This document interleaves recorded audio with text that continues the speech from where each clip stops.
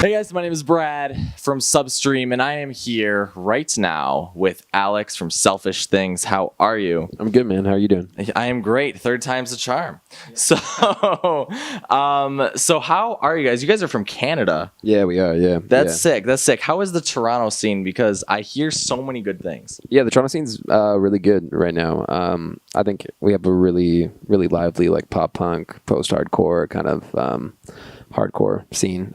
Ever since like Silverstein really exploded back in the early 2000s, Shane Told started a record label called Verona, signed a bunch of local I bands. didn't even know that. Yeah, it was really cool. Yeah, and then ever since then, we've been putting out a lot of great content. I mean, Alexis on Fire, Monine, most recently like Seaway with label mates, Counterparts are label mates, all along the stretch of the QEW 401 corridor kind of thing. So yeah, the scene's really healthy, and it's a great place to grow up listening to good music. Right, because who was Like Pacific on? Like, was like Pacific on Pure Noise as well. Yeah, Yeah, that's what I was saying. Sorry, I was like, Pure Noise really loves Canada. Don't they, yeah, man, we're very lucky. But yeah, that's sick. That's sick. That's sick. You guys just released that single with Ryan from Yellowcard. It features him. It's called Drain. Were there any like challenges recording that song? I mean, there weren't really challenges, so to speak. I think it was just it was near the end of the album, and I was kind of really being picky, I guess, about the melodies I was using and the lyrics and all of that stuff. So it was a little bit harder to create at the end of the day than other songs we've written for the album or in the past. But yeah, I would say it was more difficult just making it sound the way we wanted to, because it's quite a mix of elements. But yeah, no, I think it turned out well, and we're all pretty stoked on it. Right, and so you also have that single "Flood," which is also pretty sick. A couple songs to work with, but and then you released an EP last spring, right? Yeah, almost a year ago now, which is crazy. Right, yeah, exactly. Yeah, I think like last March, right? Yeah. So are you?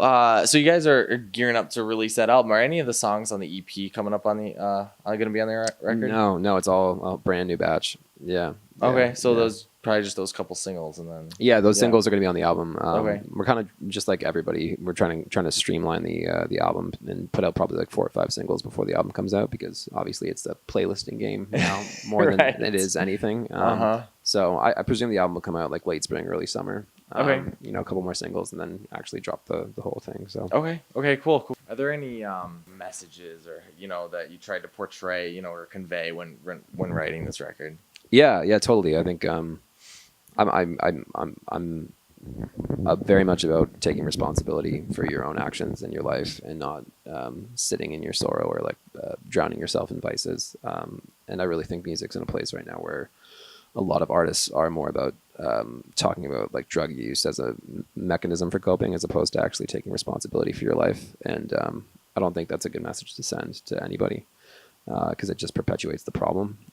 So the album's called Logos. It's a term from Carl Jung that he brought up in the Red Book, and it's basically his interpretation of like the divine, of like transcendence would probably be the easiest way to put it. So the album really revolves around concepts that he put forth, and kind of things that are a little more esoteric and bullshitty than I'd like them to be. But yeah. That song 1435. So what was the like, I know some people say 143 means I love you, but what's the 5? The 5 is it's my wife's name, Kylie, Kylie. Yeah, so everyone thinks it's like some hidden message with some greater meaning, but it's actually just right. I love you, Kylie. Yeah, it's a good wedding gift.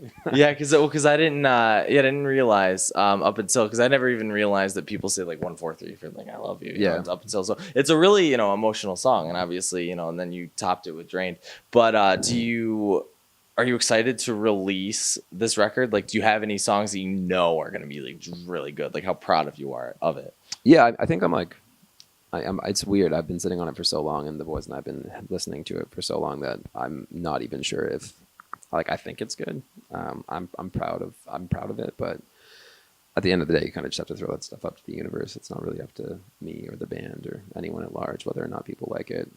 So far, we've been really lucky, and I hope that continues. But yeah, I'm very much proud of it, and I think the people who know our band will love it, and I think the people who hopefully discover our band will also be attached to it in some way. So that's sick. And I know that you guys are on this tour with Ryan from Yellowcard and so forth, and Corey Wells obviously, but it's a stacked lineup too. Oh, so it's cool. And like Corey mentioned earlier when I talked to him that he everyone's kind of helping each other out. So everyone's just super nice on this tour and everything. Yeah. So how has that like experience been for you? It's been really positive, man. I mean, like the first time I saw Ryan was on MTV Cribs when I was like in grade 4 or something. Right.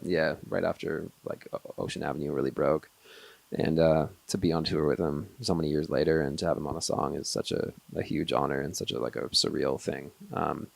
So yeah, everyone's been really, really incredible, and Corey's riding with us for the tour, and he's a total laugh and like loves playing video games and being a nerd with us. And we're definitely not like a party band by any means. Like we go to the hotel room and fall asleep, and he's very much down for that. So that's so nice. Chill. I love that. Speaking of video games too, I mean, I know it's like kind of like it's a little different universe, but like I found Yellowcard like personally when I found them on a video game. Like they were the second band I ever listened to. Yeah. And so like they were on Madden NFL 08 and 04, and then they were on a snowboarding game and Guitar Hero, and so sick. This whole universe, right? And that just I feel like got an entire generation, kind of almost like help them, So,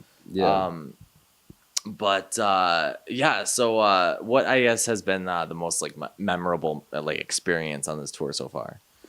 Got anything like, I stood think, out? like the coolest thing, our first tour was with Simple Plan, which was like rad. And there are just certain songs that really somehow like touched humanity in like a very like palpable way. And I'm sure Ryan's like tired of playing Ocean Avenue, like anyone would be after like how many ever like 18, 20 years of playing it. But every night when he plays it, it's like every person in the room, from like the bartender to like the sound guy to venue staff, are so in it beyond words. And it's one of those things that never gets old. Like we go to a lot of shows obviously because we're always playing festivals, and the best feeling is watching people really engage and just like forget all their bullshit for that like those 4 minutes.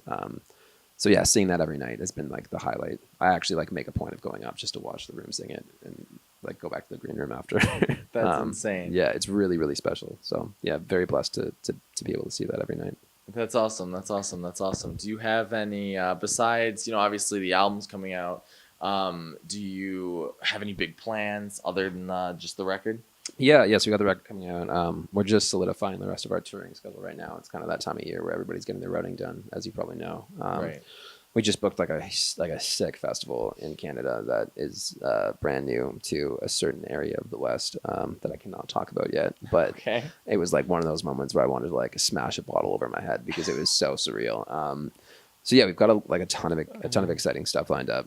Nothing we can really talk about as of right now, but just as it goes. But, right, yeah. That's fair. In the next month or two, we'll definitely be able to talk about it. So yeah, I'm really excited. Interesting. That's awesome. All good stuff. So that has been Alex from Selfish Things. Yes, Go sir. Listen to them, please. Yeah. Good idea. Yeah. So anyway, my name is Brad, and you can follow Substream on the social media at Substream and Substream Magazine, other places. Anyway, links are below, and you can. We'll see you guys next time. Bye.